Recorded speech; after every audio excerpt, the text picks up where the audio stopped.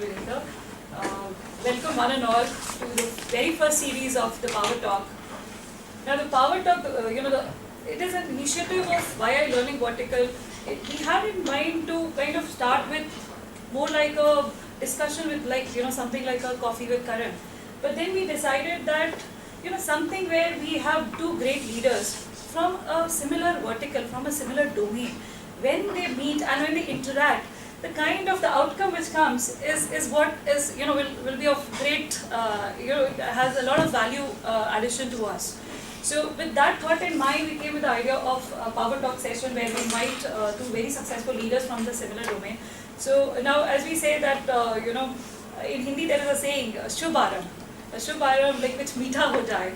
So with that thought in mind, we kind of decided on our first speaker of the series, Mr. Vimal, who is a director of Bliss chocolate. So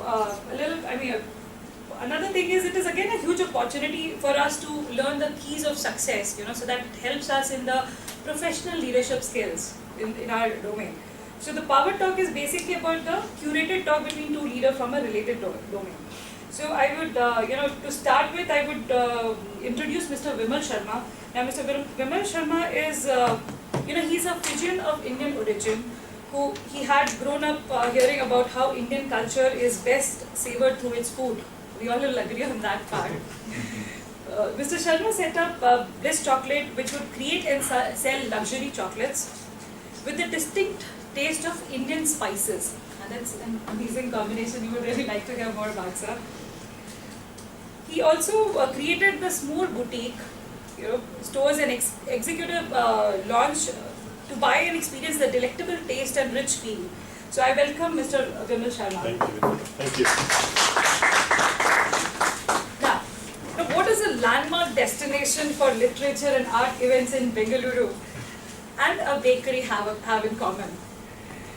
Meet Mr. Subodh Sankar, a robotic engineer by training and having worked in mobile technology service space for over a decade. He is a co-founder of Atta Galatta. He co-founded it with his wife, Ms. Lakshmi Shankar. He's another unique part about this particular entrepreneurship is it's a self-funded entrepreneur. So his is a self-funded enterprise. Now, Atta Galatta today sells around 50 SKUs across 200 outlets at a turnover of around 2.5 crores. So, without any further ado, let me hand over the mic to Mr. Subodh and Mr. Vimal so that they can take us through their entrepreneurial journey. Thank you very much. And since we don't want... I cannot run my business today by myself. I cannot do it. I don't know how to. So, I might be good in some things, but I know that the people that I have around me, they are better than me on those key areas and they do a brilliant job. So you always have to make sure in those areas you must acknowledge it and you must always listen to them. And if you do that, then your job becomes very easy. So from a team perspective, it is very crucial. Anything you start, you must get the right people. You must give them the better training. I remember I had a mentor. He always used to tell me, he was in the US Army, and his wording he always advised was, more sweat in training, less blood in the battlefield. So you must make sure put huge effort in training your team, and once you put that effort into training, then the results come. So and that's why we were good at it. That's why we retained the quality. And the other thing you must remember, in a team, everyone should not be the same like-minded people. They should not be yes people. If he's great in chocolate, you bring someone with something different. So they're able to add value. Create complementary. And so then as we progress, so initially it was that, as we progressed, the volume started happening, then we saw some gaps. gaps in terms of requiring experienced CFO, experienced HR. Then we went and headhunted those talent to come as part of the business, because one team will take you from A to B, then there's another team that will take you from B to C, and the other team that will take you C upwards. Now there will be some people who can go from A to D, but some will always be A to B. So if you have a mixed team, that everyone is there as A to B, then I don't think you'll succeed. So you always have to have that review on a yearly basis, or I guess yearly is the annually if you review that, and then get the right talent. They also grow the talent. So that's how we have retained it. And the best part is, out of the 250, I mean, if I can count it with my hand. Like in the last 5 years, I probably would have lost only no more than 30 staff. That's amazing. In total. They all love working. Of course, they love working because it's chocolates, right? Correct. So they get to eat what as much chocolates. And trust me, I've seen it. I've had the pleasure of meeting Vimal at one of the Smoor chocolate lounges, and the young lady there positively beamed at him when we walked in. Yes. And that comes from a true sense of admiration and feeling part of the culture, right? She just beamed at him when we walked in, and that's true. Yeah. They have to love working in the place. They have. They should be as passionate as you, and they also need a lot of guidance. So you must be there for them when they make a mistake, and you have to allow them to make mistake. If they make mistake and you say you're out of there, that fear will never help. Correct. But obviously, if the mistakes are continuous, then there's a different action. So we did that. So I'm still, I know your brand is a phenomenal brand, but one thing question I have for you is, it's a product that has a very short shelf life, right? Your product is a very short shelf life. Plus, it has to be made fresh and delivered fresh. It has. So you have only such a small window to bake and get it out there. How the hell you do it then? That's probably our biggest daily challenge, right? So if you look at an average loaf of bread, it can be on a shelf maybe 6 days. Not that on the 6th day it's ever going to get bought. So nobody ever goes to a supermarket and picks up a loaf of bread that's already 5 days old. So though the product is something which will be good for 6 or even 7 days, the average shelf life of a loaf of bread is about, I'd say, 3 days. And then you're right, so we also have to bake it and get it to the shelves pretty much first thing in the morning. So that is probably the single biggest challenge that we have, and also probably the single biggest predicator of your success. So the way we work is we bake bread all day long. We bake bread all day long, and the bread gets packaged overnight. So that way it's ready to hit shelves first thing in the morning. Yes. And it's a morning business. And it's a morning business. So the sort of the peak hours of our business are from sort of 5:30 in the morning to about 9 o'clock. 9 to 10 o'clock. Beyond 10 o'clock, nobody wants to bring bread and put it on their shelves. So and as somebody who has sort of gotten into this business accidentally, we've also scaled very, very slowly and very, very organically. When it was one supermarket buying 40 loaves of bread from us, this wasn't much of a problem. You could bake 40 loaves and put it in a truck and send it over. But when you have to send the same bread to 200 stores every day, the magnitude of the challenge is just exponentially high. And you know, I mean, you know as well as that I do, that this is the one thing that we constantly struggle with, because this is the one thing where you have your lowest engagement employees. The guy that drives the auto is the one who is least connected to your business, no matter what.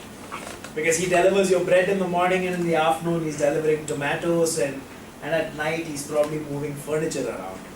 And so he's the guy that is least connected with your business. He's the guy who has the least amount of, you know, involvement and ownership in the business, and yet he is your most crucial link, because you could bake all of this wonderful bread, and if it reaches a store at 2 in the afternoon, the guy is going to turn around and say, "Tata, bye-bye, I don't want it." So that's what we struggle with. That's what Logistics, Bangalore traffic. How do you get it? And if an auto driver, you know, and if an auto driver doesn't reach, and the store calls and says your bread hasn't come, the guy says, "Sir, traffic. I'm stuck in traffic," and nobody has an answer for that, right? No one does. So yeah, so a part of it is also, you know, a little bit of prayer every morning when you wake up and say, "Dear God, I hope that the driver shows up on time, and I hope he doesn't have any major traffic blocks," because, you know, all these names that we hear of are, you know, every loaf of bread that is made in my factory has to go through silk board, right? Because just by virtue of having a manufacturing facility on Hosur Road, every loaf of bread that I make goes through silk board. And you know, so that's your first prayer. It's a good omen. It's a great moment, right? First thing in the morning. And we have customers in near EcoSpace, we have customers in Kundanahalli, we have customers in Rajaji Nagar, we have customers all over Bangalore, and every name that you hear of in the morning radio show with traffic jams is where my guys go to. So logistics. Jokes apart, I think logistics is our single biggest challenge, and we constantly find that the pressures on our margins are also coming from logistics. Ideally, if I could have 200 vehicles take 40 loaves of bread each to each of the 200 stores, that would be ideal, right? Yeah. But unfortunately, a loaf of bread only costs 40 rupees, and you know, you can't do that. So one of the things that I personally look at, and like Vimal said, you know, I don't claim to be an expert on anything, but one of the things that I am personally sort of very, very involved in with the business is this bit about logistics, and also the bit about ensuring that, you know, the bread stays on a shelf, gets sold out, and doesn't necessarily come back to us. Come on, man, it should be easy for you. You just develop some robots, right? Get the robots to make the bread. Giving you some advice, huh? Get the robots to make the bread, put them on drones. Yeah?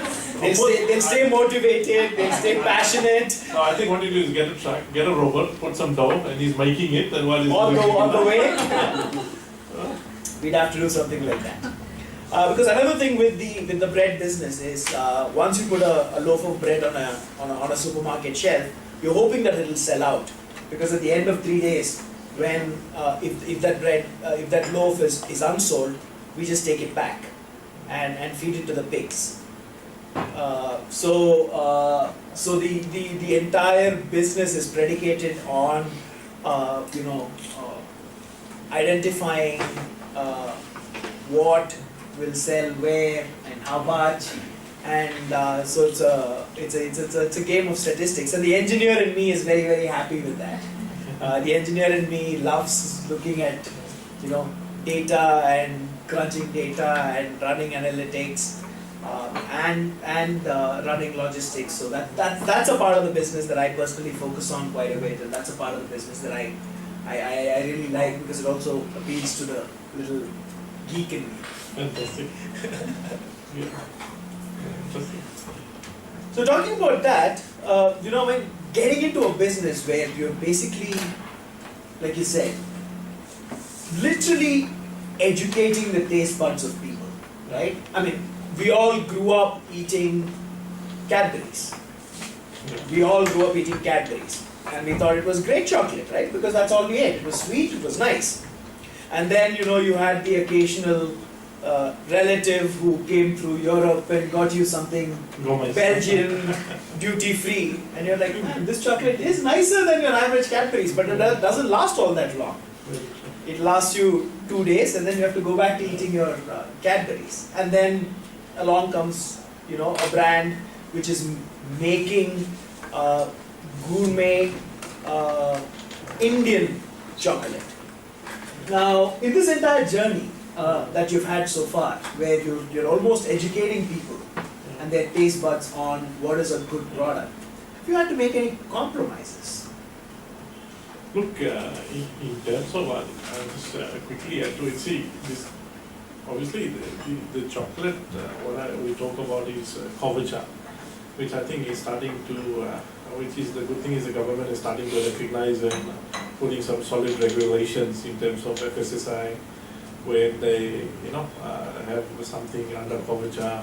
So there's 3 kinds of chocolates now. One, it's not a chocolate anymore, it comes under a compound which is the sugar boiled confectionery, which has a lot of vegetable fat. And that's a mass market product that a lot of people do, and they can't call it chocolate. So they will have a very different name to it.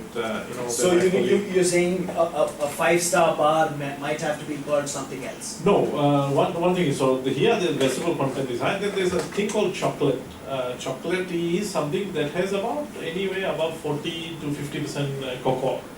And then it's still, is mixed. And then again, the third aspect is kombucha, which we focus on, which is from a cocoa pod you extract, it becomes cocoa butter, then you add the ingredients, and it has a very, melting point is very low, so if you put it on your hand, it melts because, and then when you eat it, it doesn't leave an oily residue on your palate. So it's a very temperature controlled product. Now when we first launched it, the funny thing was at that time, I remember 5-6 years ago, people can buy it at 10 rupees a piece or that. And when we launched it, our piece of chocolate was about 40-45 rupees a piece. And because of, the cocoa is sourced from Ecuador, Madagascar, Ghana, Venezuela, you name it, we source it. The grades, and then it's processed. Now, you talk about trying to get the brand building. Now, I could have had a great state-of-the-art factory, produce the greatest chocolate, but how do I sell it? So we were very clear that knowledge, it is education, it is being in the right places and stuff. So hence, behind this, the chocolate lounge, the chocolate cafe came. So we kept it in a very strategic locations as our branding. So you'll find it in UB City now in 100 Feet Road, we are in Forum. So the pure thing was, you have a product, you need to market it. How do you market it? So that's where, it's very similar to you had the books, then you had that, but we had to create a chocolate lounge. And we knew chocolate lounge is the future. People can go and have a nice hot chocolate. So we were very clear that it was a capital intensive, thing, but it had to be that experience. So we strategically located these places, and the best part was when we launched 5 years ago in the Indian market. When you look at about 1 ton of chocolate we make, nearly 60% people wanted white chocolate, and white is not it has a very 20 or 30% cocoa in the kombucha. It's not even very considered sweet chocolate, right? No, but then again, the progressive tasting, sampling, and now when you look at it, our business, it's less than 10% of the production is white chocolate. So now majority of the people eat about 55 to 60% cocoa.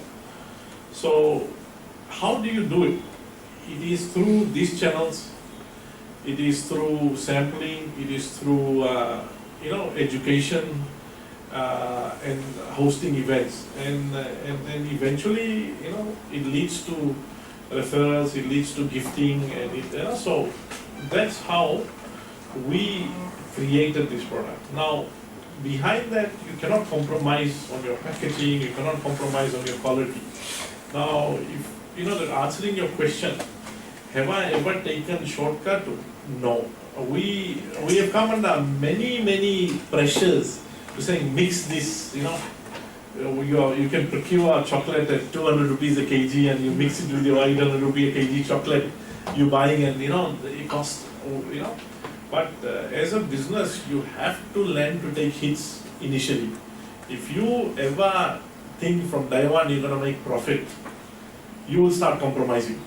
So you have to allow, have that cushion, say, look, this is for investment for a longer term.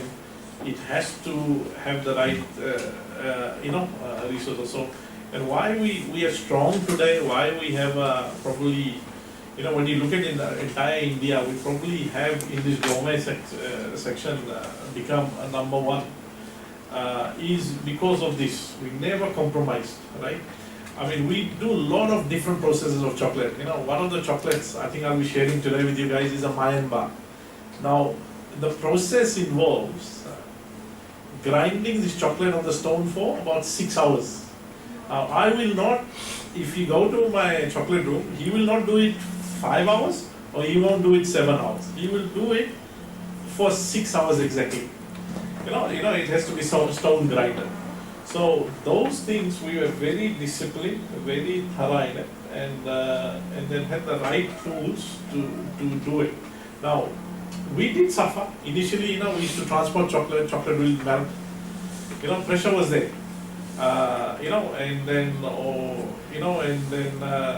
it can be the other way around. People, we also had in logistics, people thought, oh brilliant, what do I do? Since this chocolate is melting, let me put it in the freezer, 18 degrees, minus 80. So frozen chocolate by the time it reaches. Now this chocolate, the funny thing is, what we call it, sugar bloom. So what will happen is if you freeze this chocolate and then put it in the 18 degree temperature, all that white cocoa butter will start appearing, right? So we had a lot of moments, a lot of learnings, but I can assure you one thing: we never ever compromised. Even though our heart was bleeding, even though we were saying, those things biting our fingernails, we ensured that it goes back to the people you have. If if they believe in quality, they will never compromise. But if you have a team will want to take shortcuts, then it will happen. But I never had that issue till today, and we continue to, enjoy it. But it is tough, it is tough to start something new where the knowledge base was less. I mean, we thought Bangalore would be better because a lot of people have traveled abroad. So, passing on the, understanding the chocolate will be better. In the last 2-3 years, it's definitely has taken a turn and it's become better. We see a lot of competition starting to come in this space also. That are very similar. There's a lot of imported chocolates that are starting to enter the market. So, and one unique thing for us is that, we do what we are different is because we have our unique recipes, we have a unique blends, and that is our chocolate being an IP, and then these recipes being our blends, and then we tend to do well.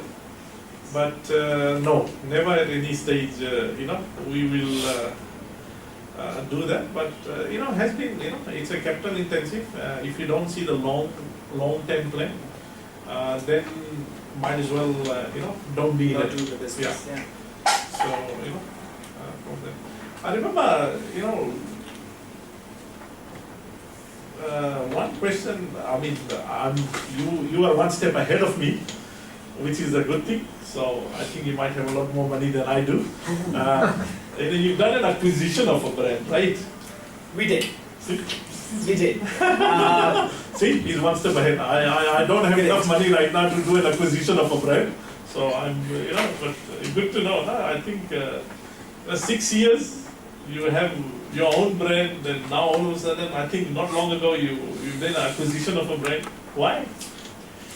It's an interesting question, but the reality is you can acquire something big, you can acquire something small. So that's what this modest man doesn't let on.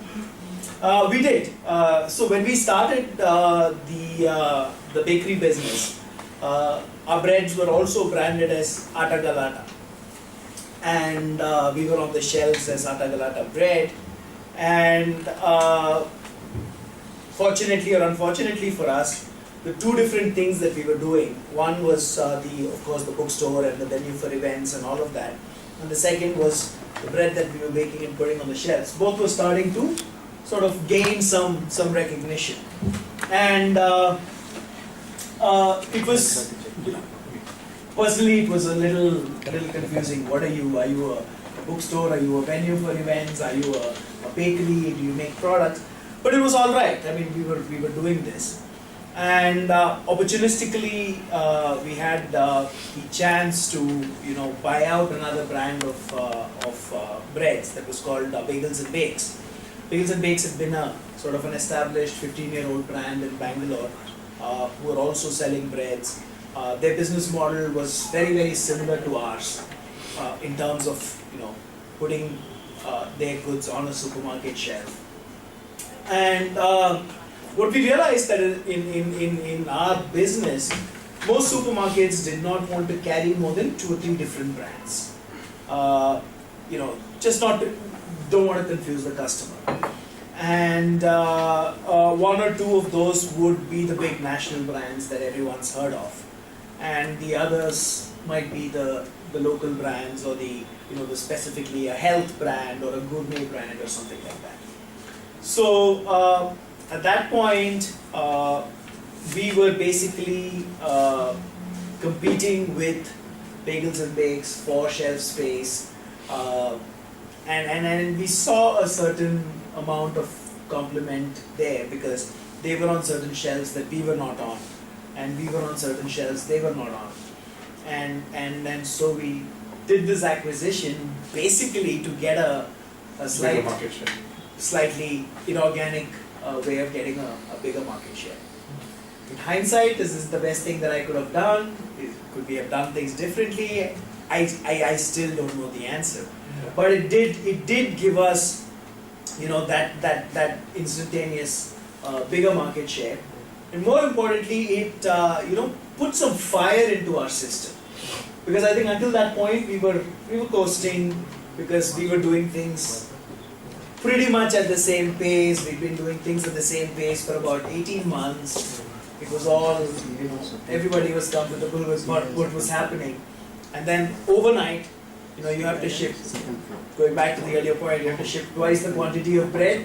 The problems are, exponentially larger. So it had also gave us, or rather forced us, as a company to grow. It forced us as a company to, implement new practices and new processes. It was just not, I originally thought it would be about simply adding to what we were doing, but just adding to it actually cost us more damage than before. So it actually forced us to, become. So I think that was also the stage where, as a company, we transitioned from being somebody that was, up until that point, we were honestly looking at it like a small home baking kind of a business. Except that, I had a dozen people working there instead of, 2 people doing it. So what it forced us to do was become more processized. A lot of the, industry standard practices that we implement, that we've got right now, all of that was forced on us when we did that. And I think it's paying off for us now, because, when we started working with some larger supermarket chains who are national brands and things like that, then their requirements for a process-driven organization, or your own requirements for ensuring that you become, compliant to certain standards and all of that. I think that got forced on us at that point in time. So I look at it as an opportunity for us, more than the market share. It was the opportunity for us to learn and become a food company. Okay. It gave us the opportunity. We're now a food company. We're a food business now, with the DNA of a food business, and that kind of gave that to us. And that was, so it helped that way. It helped, huh? It helped. That from that sense. I thought you did that acquisition because you're gonna, go to a VC fund and, make tons of money and then exit out, right? No, I will confess that that thought does cross my mind every now and then, but I just can't bring myself to do it. Really, huh? Yeah. We're talking about that, right? What's your approach and journey towards funding the business? Look, see, if you talk about small, our brand, it has certain categories. Now we have our lounges, we have a studio lounge, then we have cafes, and then we have the gift shop. So we are in that in the space, the high-end chocolates. Now definitely, we have tested every model, and we know which model works and what capex, because we've had it for now a number of years. Obviously, every year we sit and review our 5-year plan. And then, we have our moments. So, last year we had a very thorough review to say, okay, where do we want to be in 5 years' time? Is what we have is good enough, or we need to up the game? And hence, where the smooth, the true culture chocolates came, because that is the future. One thing certainly is in the business we are in, it's very dynamic. At the same time, if you are not with time and changing things and tweaking things and evolving and out there with new stuff, new messages, new style, it will definitely, it's a disaster. You have to continuously be upgrading.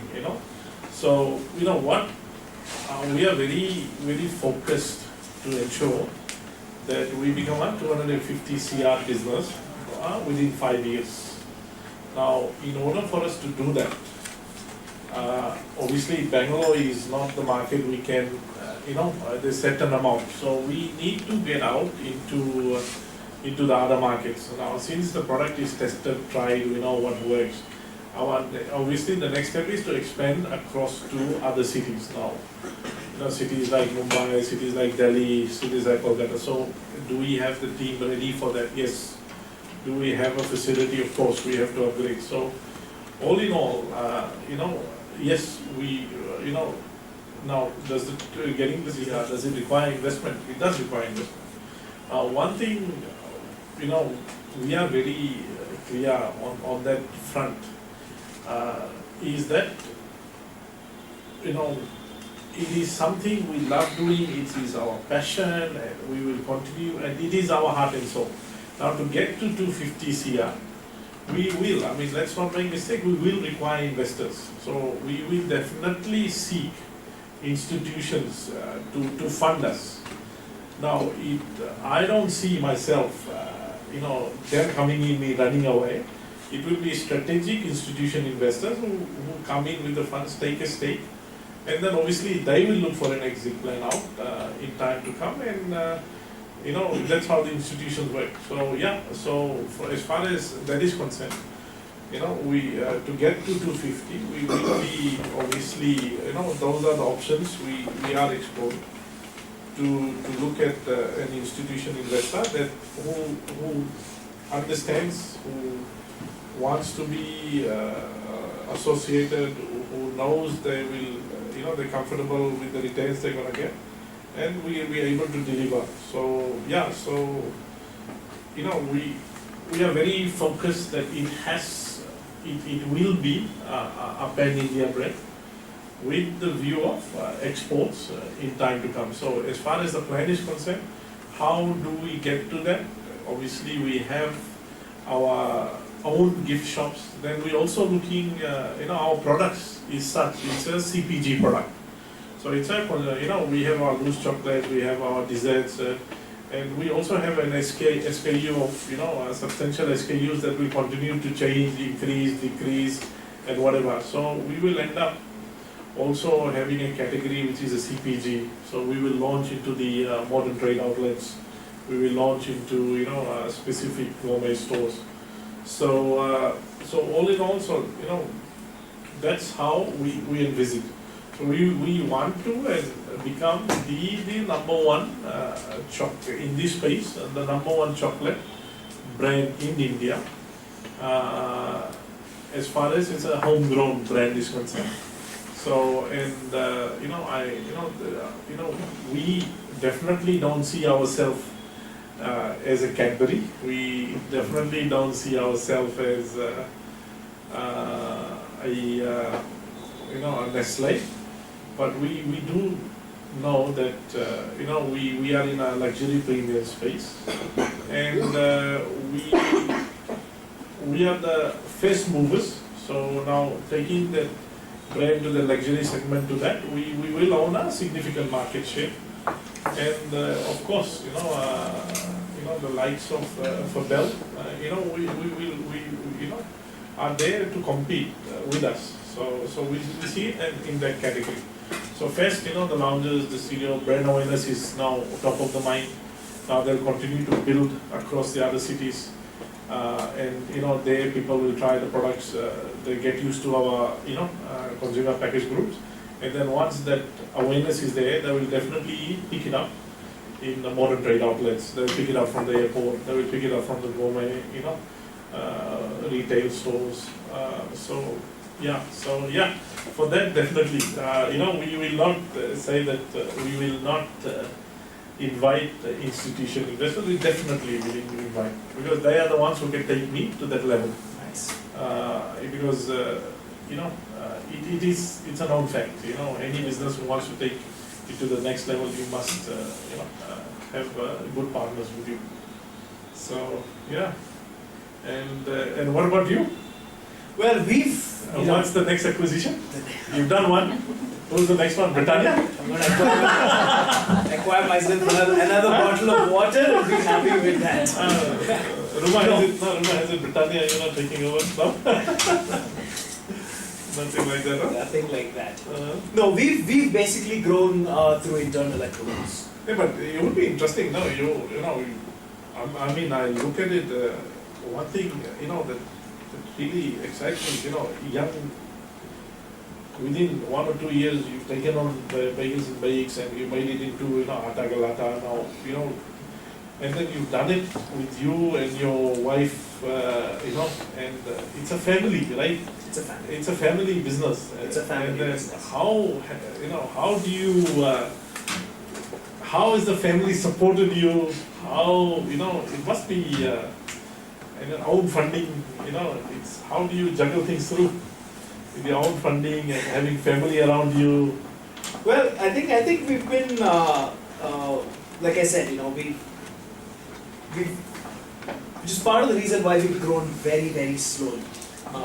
We've grown very, very slowly up until this point in time, because the business has simply, been funded by internal accruals.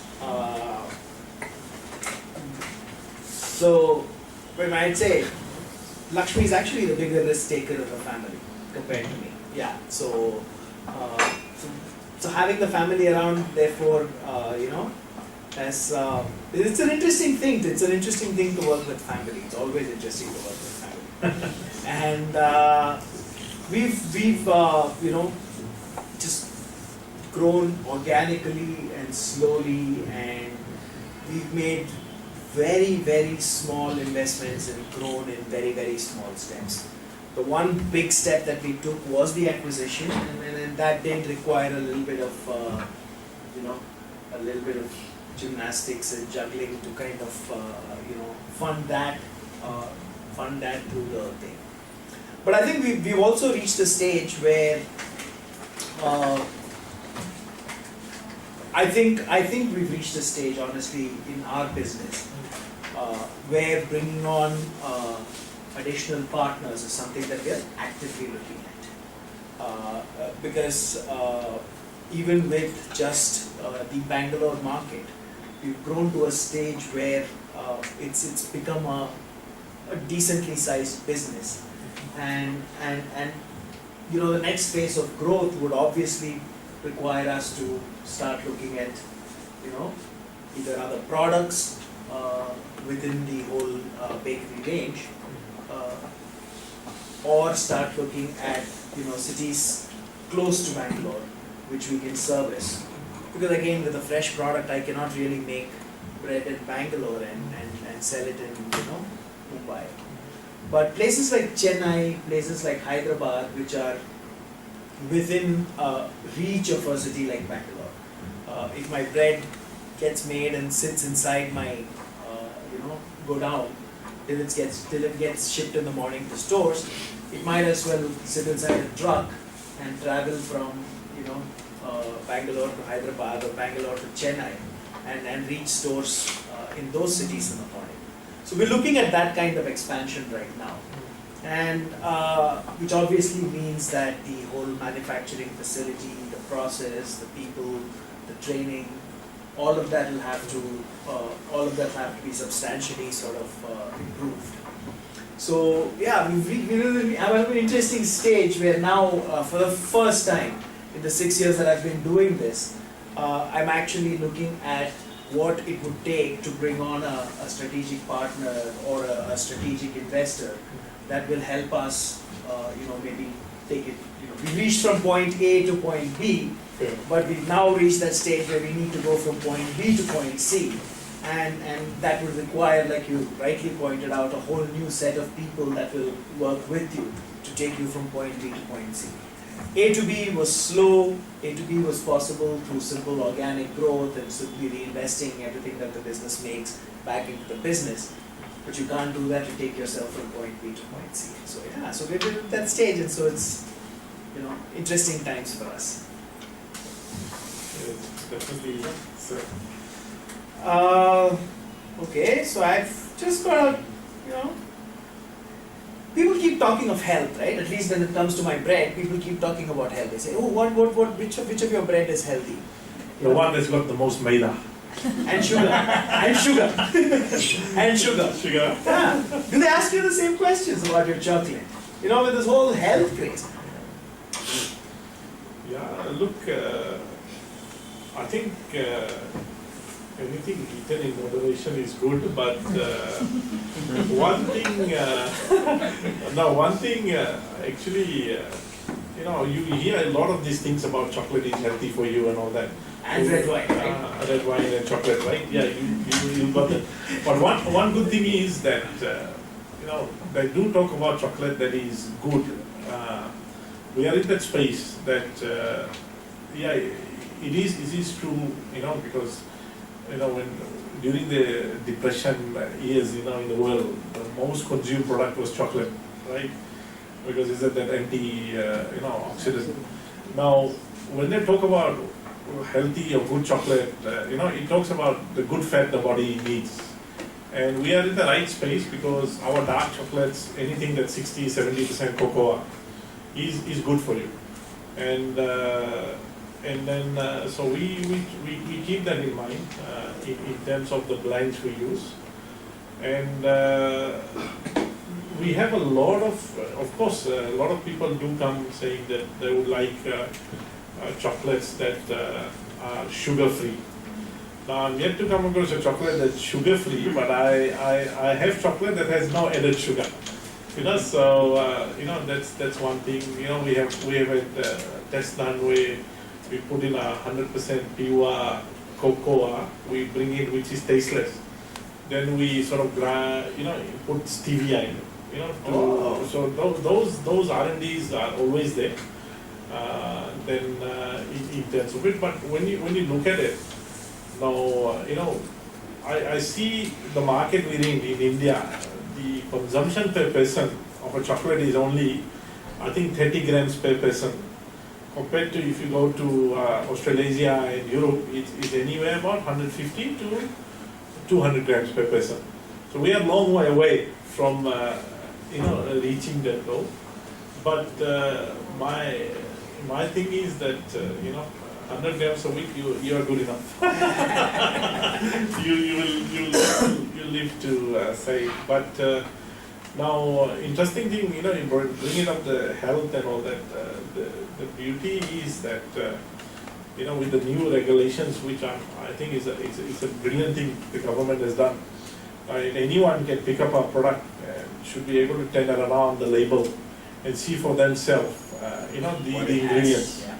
And so we are always mindful of that, and that's why we use ingredients that are catering to the health segment, and then if you take that product away, you won't see any trans fat, etc. These are the qualities of it. So I think. We do. I think one thing I've noticed every time I speak to customer, they are well informed, and that's why this the regime of going from white to now dark is because of this health conscious and understanding what is the right chocolate. So I think in time to come, dark will be the preference, and we are in the right space.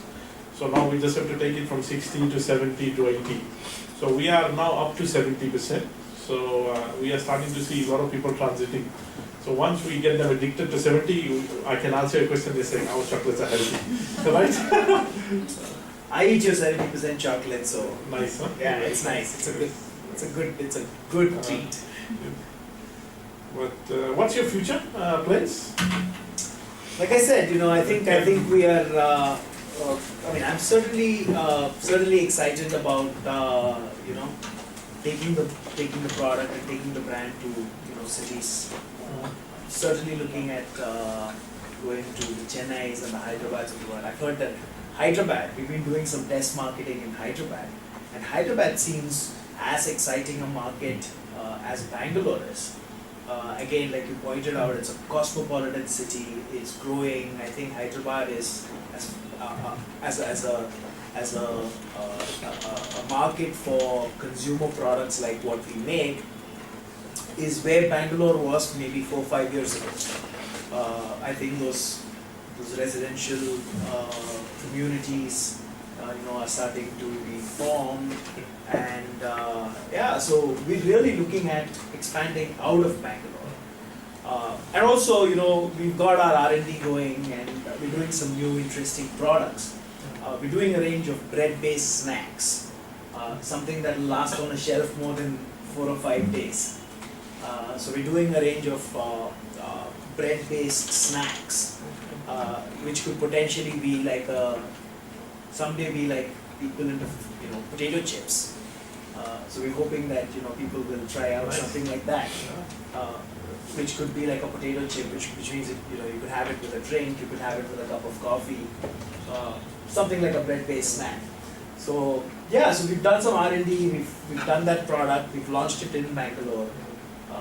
We've got a fair to middling response to it, and we need to throw some marketing behind it. We need to get it out into consumers. We need to get people to taste it. We need to get people to identify that this is a product that could be like a snack. I think those are the two logical ways of. Bread is one of my favorite products anyway. Bread is I come from a country. From Fiji, right? The Fiji has the highest per capita consumption of bread. So on an average, a person eats 2 loaves a day. And Bill like thanks. So bread is a staple, but unfortunately, the price is controlled by the government. So you won't do well. I won't so do please don't go there, right? And again, with the bread consumption in India, I think in terms of per capita bread consumption, India is at about 1/7 of what the world is consuming per capita. So it is a growing market, and in a city like Bangalore, I think the per capita. Bangalore, by the way, statistically seems to be the best bread market in the country per capita. And But it's also very competitive. It is very competitive. Because if you go to Mumbai, you pick up the same thing for about 80, 90 rupees euro, and here you pick it You're up selling it for 40 rupees, yeah. right? Here you're selling it at 40 rupees. It's a very competitive market. So the opportunities are, I think, in expansion out of the city. But it's also a business where we don't want to get into like a linear expansion, right? Where, you know, if you have to move to a different city, you have to set up a plant and replicate all the infrastructure and processes, which is what the big national brands do. They just contract manufacture or set up manufacturing facilities in different parts of the country. So we're trying to create a little sort of a catchment, Bangalore and the places around Bangalore that we can go to. Maybe that's how we'll expand. Definitely. Yeah. Interesting. So I think, I mean, this is going to be my... You're making me hungry now. I want my bread. Correct, it is. Can you ring your factory please and tell them, you know, how many of us are here? About 20 loaves of So bread. go by the Fijian diet, 2 loaves per person, so get For 50 loaves. Get 100 pieces. 100 see, is already the negotiating. This is very good. Last question. Trust me, it's nothing amazing when a bread comes out of the oven. It is the aroma. It is so, you know, amazing. You know. And I must tell you guys, you know, if you want to smell a fresh loaf of bread, you're welcome to come over, Vimal Sharma, cross Subodh, and we're there. I'll take you of the offer. That, brilliant. So Wonderful. I think one thing, talking to you, it's an amazing, 6 years, gone from a bookstore to a book cafe. The learnings I take it's just phenomenal. The passion, the drive, such a competitive product, acquisition, having your wife with you in the business, and and then the understanding to taking it to the next level. It's fantastic. I think. And I mean, I've always been a huge fan of what you do, right? From when you guys started with Bliss and the kind of organization you built and the products that you build out, and more importantly, the style with which you do things. I think whatever you've done it with a certain amount of a certain style and a certain class, which is marketing by itself. People want to associate themselves with something which is done so stylishly, especially in a consumer product, right? When you buy a consumer product and you see something which is packaged stylishly, which is presented stylishly, you open it up and everything in there is so nicely done. I think it just gives you it's a feel-good product, and seeing it done so well makes you feel even better. And then you put the thing in your mouth and it tastes pretty damn good. Very good, huh? Like the kaju, I don't know how many. I don't know how many of you have eaten this, but you're not gonna get a bar. Of course you get make sure he doesn't get a bar. Right? Is the kaju katli chocolate in there? No. I think there's the Himalayan salt and a chili chocolate. So. Okay. So But yeah, you should just walk down and go to his. By the way, my wife is constantly here buying your desserts, and my workout regime goes to a toss because I go to the gym and come back and we open one of your, either chocolates or your. Rajas, huh? Yeah, this is great stuff. Nice. I think one lesson I learned from my food business. See, if you are in an IT, you put systems and you know where you're getting there. In the business we are in, you get there, but you have to change so many directions, be in a day, be in a month, be in a year. And if you are not on top of it, and you become arrogant or you become stubborn, you will not get there. So it is, the road leads to everywhere, but it's important, I feel, that in our business to have good people around you. Not only that, it's always good also to have the right consultants or right people advising you. And the reason you have consultants, we can change them more regularly, right? If you exhausted the ideas, you go to the next one, right? And that's why they call consultants, right? To me, no, but seriously, it's something we've all been part of, so that was interesting. Any questions from the audience? I have no questions for you. I think I've got everything. Yeah, I've implemented in my business. Huh?